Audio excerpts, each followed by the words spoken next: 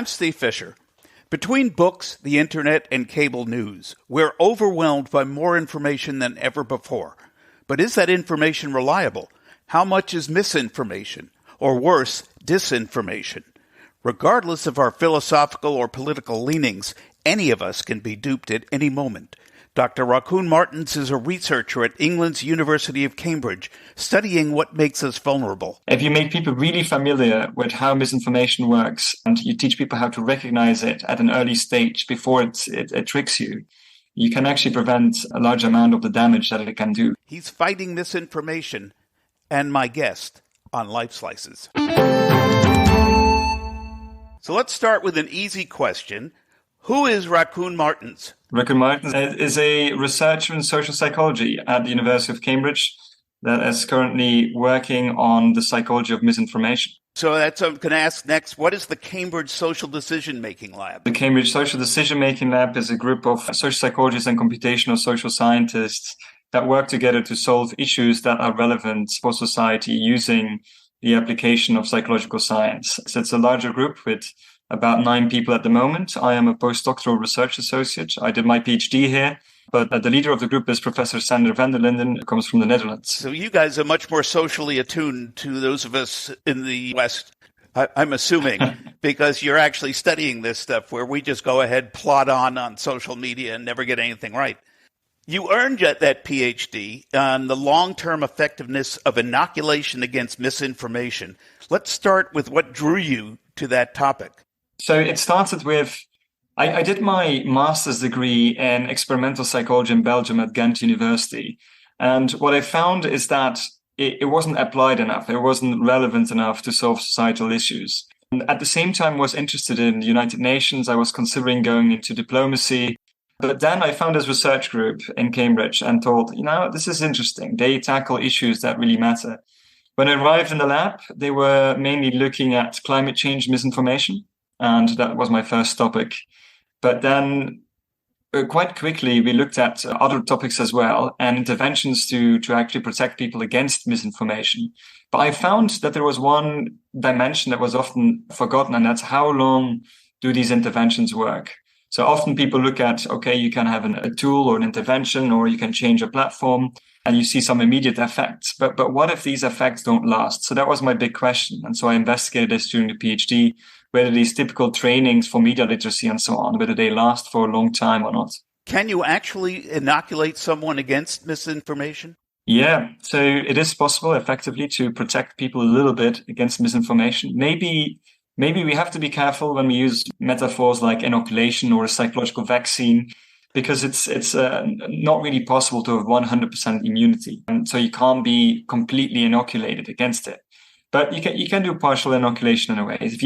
If you make people really familiar with how misinformation works and you teach people how to recognize it at an early stage before it tricks you, you can actually prevent a large amount of the damage that it can do. So yes, inoculation works, but you have to take into perspective that it's not a very large effect. Can we just add it to the COVID vaccine so we don't have to get that many shots? I'm guessing it's not that kind of inoculation. Well, you say this, but we actually have a paper that looks at booster shots in psychological vaccines, because I look at the long-term effectiveness and make that metaphor a bit and said, look, you also need a psychological booster shot to top up your protection against misinformation. But effectively, we also look at whether inoculation can help for vaccine uptake and so on, and we see some clear links. So you developed a test to determine who's more susceptible to misinformation, which is what had me contacting you to do this show. Explain that test and how you developed it. We developed the misinformation susceptibility test, the MIST. The idea was basically, when I started research in misinformation, there was a whole set of wide-ranging tests to measure susceptibility that were being used by different researchers, but they were not standardized. There was no way to know if one test was better than the other. And in research, that's quite important, right? If you do an intervention, you want to test, does it improve people's susceptibility or not? But if you don't know what you're measuring, you can say a lot of things. So I set out to use psychometrics, which is the science of measuring psychological traits, and try to make a test that is very short, very easy to use for large surveys, and is highly predictable. So we did this by reducing a set of thousands of headlines to a final set of 20 headlines in a simple true or false test. And we made this selection based on a whole set of criteria, various expert groups, various quantifiable metrics. But the idea is basically to select the most predictive set. And why these final 20 are so predictive is not always entirely clear. You might look at this test and think this is a bit simple, but it's remarkably predictive for various misinformation susceptibility indicators. And that's why it's useful for research, but it's also fun as a quiz online. But you have to take it for what it is. It's made for large size group research rather than individual level assessment. So if you do it at individual level, there could be many reasons why you don't score high in it. It's not a perfect test. What was the time frame for this study, and how did you find your subjects, or how did you choose your subjects? We started working on this just when GPT-2 was released. So you can imagine we're at GPT-4 now, so a couple of years later. And the idea was to create this in a couple of months, right? But in the end, it took us 3 years to create it. And that's simply because we didn't really believe it would work. So we wanted to test it again and again if it was actually something valuable, because we don't want to mislead other researchers either. And we used GPT to generate fake news headlines, which was interesting to do, but we had to figure out how to do this properly as well. So we had to learn these skills. And then in the end, we first started with some smaller samples using platforms to recruit participants. Like one of them is Prolific, which is a very handy platform for researchers and also for participants. If you want to earn some extra dollars, you can participate in surveys by researchers. But then we used larger panels by various marketing or market research agencies. We tried to get a representative sample of the US population. Typically, that was about 2,000 people of various ethnic groups, various genders, and so on. We did this in the UK then again to validate if it also works in the UK. It did work in UK as well, which was actually surprising because it was really made for the US. Then we did some very small pilots in India, Nigeria, but it doesn't really seem to work. The results are a bit inconclusive. We are looking into this further, but it's not really meant to be used outside of the US. It was a test made for the US. You could create a test that is more universal, but that's for future work. So when you used ChatGPT to create the false headlines, did you then all of a sudden sent all these rumors out into the world? Did you end up becoming a generator of false information yourself? I mean, we were very surprised by how easy it is to create these fake headlines. So it's especially now when you use ChatGPT and you ask it to create fake news headlines, it will say something, don't do this, is unethical. But with GPT-2, there were no such restrictions. And you just asked it, please generate 1,000 fake news headlines. And it did that in 5 seconds. It was shocking. Some of them were very, very good. On the other hand, I have to say as well that a very large proportion was also very bad. So we needed to have that expert committee to then make a selection. On the other hand, there was GPT-2. So you can imagine that now people can use this to really en masse spread misinformation. And we hope, of course, that our study didn't contribute to that. I'm pretty sure it hasn't. But what the study does show is that it's very easy to do that. And people will be using it already. Well, all I know is if Trump is reelected, I'm blaming you. Yes. To what degree did the results of this study surprise you? There are a couple of studies. It's actually a whole series of studies that we conducted. And some of the results were a bit contradictory in comparison to other research that was done before using other tests. For example, we see that and there is a correlation with age, that if you're older, that you're actually better at misperformance. So that was surprising because typically we find the opposite. Could be various reasons for that. It's a correlation, it's not causation per se. So we don't know if it's generation, if it's something to do with different types of education, different types of legacy news consumption.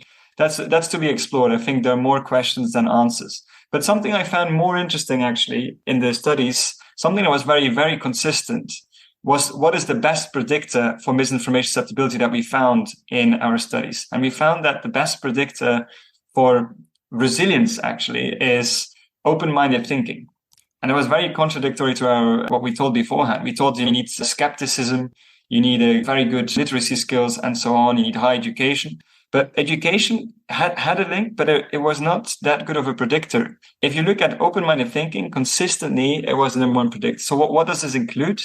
So it's a bit of a wide concept that we use in psychology to point towards a couple of things. One is intellectual humility. Are you able to say that potentially you are wrong? Linked to that, receptiveness to opposing views. Are you able to consider views that are not in line with your own views? So if you're able to do that, if you're able to express intellectual humility, and if you're effectively open to new opinions that are contrary to your own opinion, that's a good thing. It makes you more resilient. And that was the surprise. A very nice one, I think, an important one. I'd be interested in knowing if you found any geographical differences in who's more susceptible. In the United States today, we have a problem with a large section of the population believing misinformation that has been fostered by different sources. Is that something that seems to be endemic in a particular area? That's a very interesting research question. We haven't looked in detail at the US, but we actually have looked at this in the UK a bit. We have a paper that looks at geographical variation and misinformation susceptibility that's currently published as a preprint. We had some hypotheses. For example, that people believe typically that people living in the countryside are a bit more isolated and a bit more susceptible, but actually not necessarily what we found in the UK. So again, it's very preliminary research. It's one of the first studies that does this. But we found that in general, in the countryside, on average, people are average in their misinformation susceptibility. What you found is in big cities, you found the two contrasts, people who are very resilient and very vulnerable and susceptible. So it could be just a couple of streets further down and you're in a completely different section where the contrasts are very extreme. And typically it seems to be a bit linked to being in a community that sees themselves more as an outcast, as not fitting in society, which makes sense because there's also what we often see in these studies is you feel like you don't belong. If you feel lost, then you look at new ways to build up a social identity. And sometimes alternative beliefs can give you a feeling of social belonging. So have you found that your belief system can affect your susceptibility to misinformation, like conservative versus liberal or anywhere in between? Yes. So there are various different camps on ideology and misinformation susceptibility.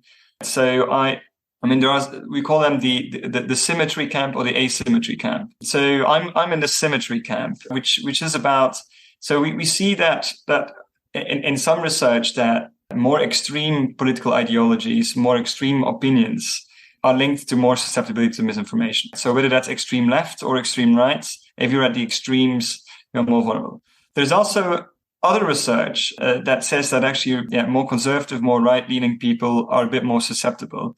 And some studies effectively show that there's actually almost no limit, that the more left, the less susceptible, the more right, the more susceptible. But I think that's more to do with study design. I think there are a couple of flaws there. The items chosen by researchers, there are various dimensions. What is the hot topic of the day? This might be an issue that more relates to certain views. Overall, looking at the wide range of research, I think it's more about the extremes and not about left or right. I think for me, I'm a believer that left and right are equally susceptible. Very interesting. I was talking to some friends yesterday, and we were talking about this subject and talking about how, at least in the United States, critical thinking is no longer taught in schools. I mean, you're thrown facts, and kids today don't seem to be taught how to think. So that makes misinformation easier to stick. Yeah. So I don't know the education program on critical thinking in the United States. I don't know what it was and what it is today. But I do know that because misinformation is becoming quite an important topic worldwide, there are more and more governments looking into improving their media literacy and critical thinking educational programs. If that's not the case in the US, that's quite worrying, and I hope that changes. But I already had that when I was in high school in Belgium in the days. Then I remember there was a huge difference between schools and how they would interpret the critical thinking lessons, right? So you could have a very strong scientific rational thinking basis in one school, and the other school didn't teach that at all. So it's often not really formalized in a very, very good way. And I think we really need that. And it's essential, because if we don't have that, we could go to a society where extreme relativism takes over, and then you can't build up strong institutions based on that. That is very concerning. And AI is in the news a lot these days. It seems to be growing exponentially on a daily basis. So the threat of misinformation becomes greater with these tools out there. Is there a way to protect against that other than technological? How do we protect the human being from technological tools that could hurt us? If you don't use technological tools to protect you, that's going to be difficult, because if you look at what AI is capable of these days, if you don't have a proper verification tool, it's hard to know whether a photo is real or whether a headline is real. A couple of things is that I think actually this finding from the MIS studies that open-minded thinking is important is I think an essential element, because in the end there will be so much content, there will be this flooding of various misinformation contents online, that we will need to just learn to collaborate with people we also don't agree with. That we must in a way accept that there will be some polarization and other views, but that we have to overcome that and collaborate despite.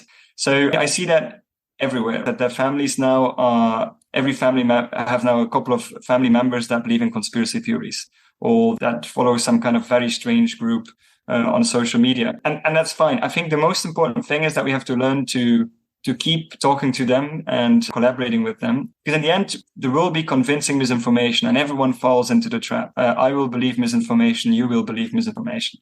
And in the end, we have to be able to despite whatever we believe in or see, be able to work together and build up a society. So that's something we have to learn. It will be a different way of building society, but the world will change a bit because of it.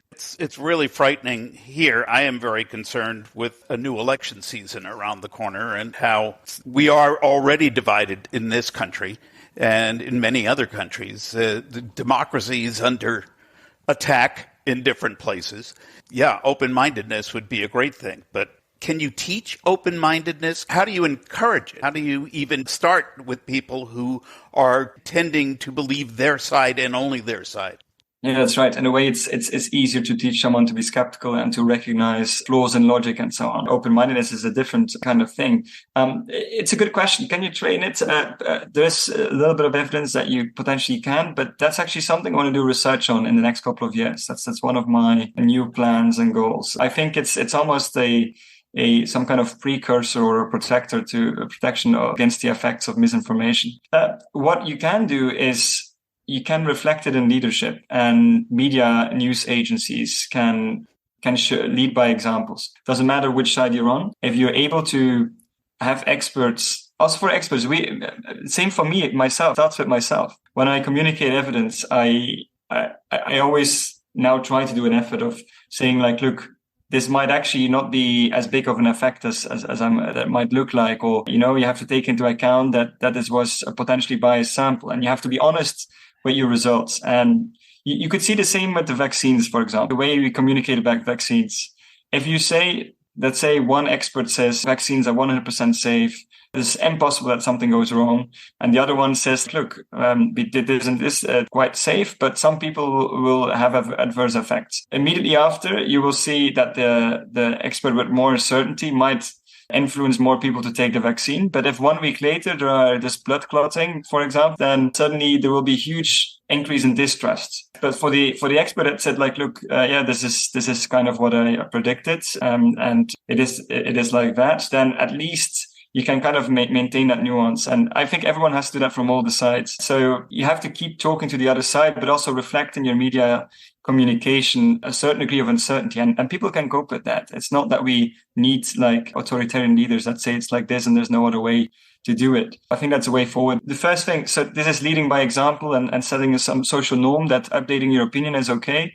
And then the training bit is something I will look into a bit more in the next years. Misinformation's been around forever. There were always been dictators have used misinformation to control the population. It's not an invention of the internet society, but social media seems to have propagated the misinformation more today. So how do we protect against that? Should the social media companies, and they've all been under fire for not doing enough to curb misinformation. They always claim, well, free speech, you have to let people say things, but people lie. So you don't necessarily have to let people say things, but how do you control that? I think there's a lot of potential in social media to do actually good to society. But in this in the current scenario, the way the platforms are built and set up, knowing human psychology, if we would build new social media platforms now, we could do it differently. We could do it differently in the sense that the platform could be built in a way that promotes consensus building, that promotes appreciating other views and so on. But now the algorithms are more fine-tuned towards promoting content that is engaging and polarizing and simple and emotional. So this is where it goes. And I think this is the problem with the free speech argument is, I'm all for free speech, but the algorithms are not neutral. So at the moment, there is no such thing as free speech because basically the algorithms promote some kind of content and not others. And it's very hard to imagine a social media platform that doesn't have algorithms either. So there's going to be something. On top of that, we also know that there are so many fake accounts. It's incredible. A lot of fake accounts and trolls and from various sides of politics, but also from various states. And on top of that, we also know that the majority of people are actually not really active on many social media types in terms of posting political content.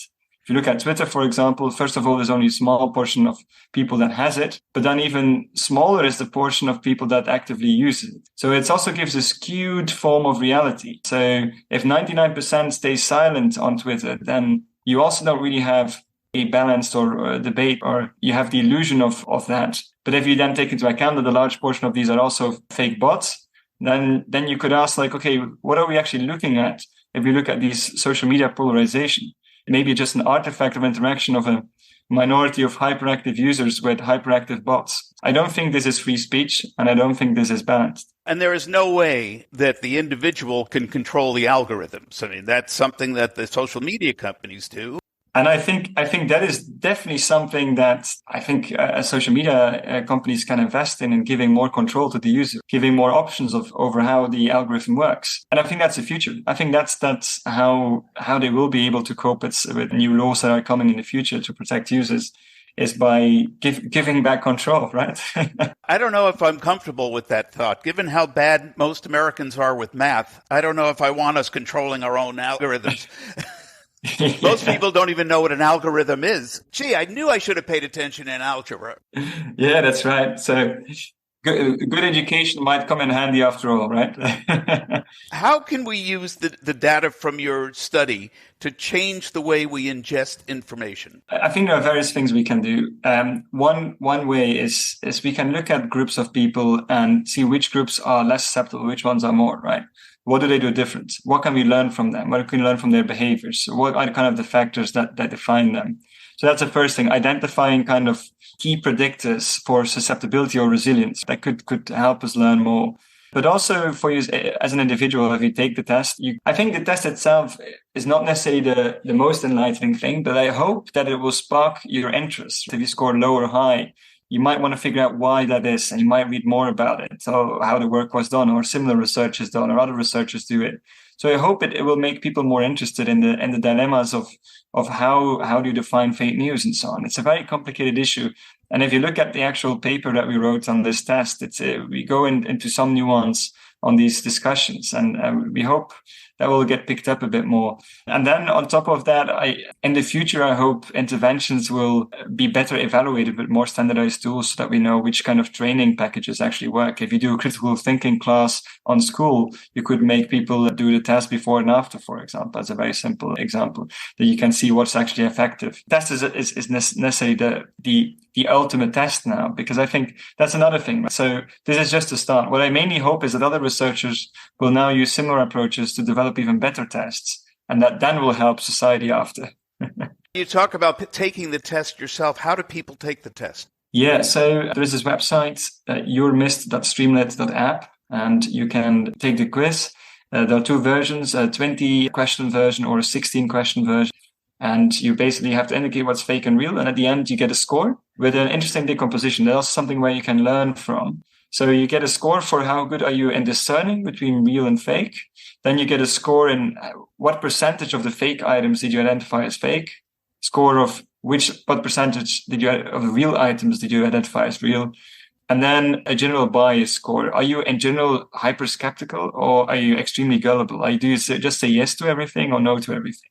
So you get these 4 scores, and then you can learn about your own profile. Like, oh, maybe I'm a bit too skeptical or a bit too gullible. Because in the end, you have to find the balance. If you say, I don't believe anything anymore, that's also not really good. That is a problem. I just make up my own news every morning because I don't believe anything I see or read. Yeah. Are there any questions that you would like to answer that I have not asked? No, I would like to answer many questions, I would suggest there are multiple quizzes out there and multiple tests. Have a look at the other ones as well. For example, there is Spot the Troll, which is a very good online quiz on detecting Twitter trolls, made by a colleague, Jeff Lees, who's doing amazing work on this field as well. And it's really shocking. I didn't score that high in that test. So it's a good, this is the problem with my own tests, right? I can't take it myself because I know the answers, and I do these other tests and then I score badly. No. There's also a very cool game by John Cook. It's called Cranky Uncle. It's an app for iPhone and Android. And you can actually learn about logical fallacies. And he mainly does it around the theme of climate change. But in general, it's super interesting. You can apply it to any topic. So yeah, Spot the Troll by Jeff Lees and Cranky Uncle by John Cook, I can highly recommend. It's very interesting, yeah. And how do people find out more about your work and the Cambridge Social Decision Making Lab? Yeah, you can Google the Cambridge Social Decision Making Lab. We have a nice website and we have a Twitter account as well where we share our news. At CSDM Lab from Cambridge Social Decision Making Lab, of course. We also have a game that we developed that is one of our most popular. It's called Bad News. You can see it at getbadnews.com. And it also has an educator sheet with some information on our research and how it was made. One final question for you. Why do so many PhDs who can officially be called doctor not like to be called doctor? Yes, there's this new, hopefully it's intellectual humility, right? It's a new trend, I think, to not use titles as much anymore. So you see that in the UK, they have many titles and people. So that's one reason. Another reason is that people get more adverse reactions now, I think, than they get in the past. If you use the title doctor and then you say something someone doesn't like, then they will respond to that. Say like, "Can you call yourself a doctor?" So it's a difficult issue. So it's also, in a way, it's intellectual humility, and another way, it's also to make sure you don't get nasty reactions from people. Unfortunately, because especially in the fake news industry, so where they think that everyone with a PhD is I don't know, a slave of the liberal universities or something, right? Well, Rakoen Maertens, thank you so much for participating in Lifeslices, and it's fascinating work and fascinating study, and I encourage everybody to learn more about it and go take the test. Excellent. Yes. Thank you.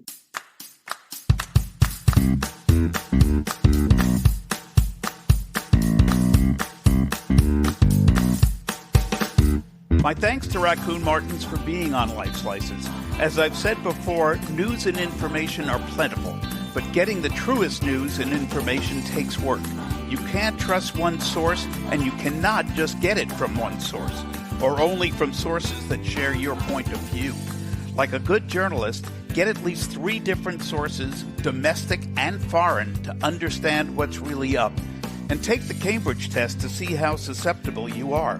You'll find it at yourmist.streamlit.app. It's free and takes less than 10 minutes. By the way, I scored 20 out of 20, which says I'm more resilient to misinformation than 96% of the U.S. population. Not sure if that says something about me or the U.S. population.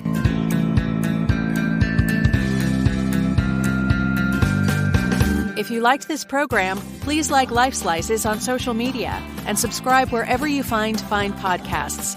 Lifeslices is produced by Beatnik Ravens Productions, all rights reserved. Music courtesy of Veslian Studios.